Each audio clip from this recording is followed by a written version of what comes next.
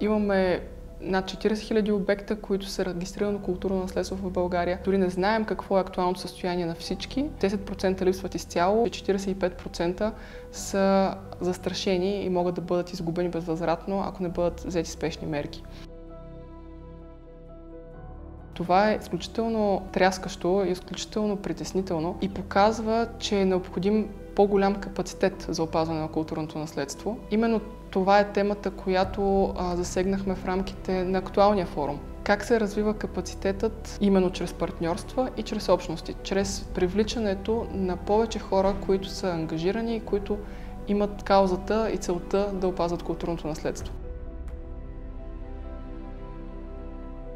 Общността на теория вероятно се изгражда лесно, но на практика е нещо, за което трябва много постоянство и много време. Колкото повече време обаче човек инвестира в нея, толкова повече устойчивост тя дава на дългосрочни цели и ценности на един проект. Защото те вече не са в визията на един човек, на една група, на един екип. Те са в мечтите, желанията и целите на една общност.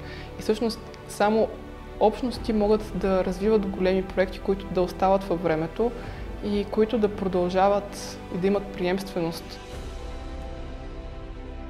Изключително съм доволна след края на форума, защото чух много позитивни, емоционални и щастливи хора, които говореха за това как са научили много, как са се обогатили, как са се срещнали с хора. И интересното за мен е, че тези хора са изключително различни. Те съвсем не са от една професия, от един бранш. Те са хора от общини, от музеи, проектанти, хора, които работят в университети, преподаватели, много различни експерти, слушатели, участници в този форум, които всеки за него си по различен начин е открил нещо, което да му е полезно и интересно, което осмисля изцяло големия труд, който положихме с екипа, за да осъществим събитието.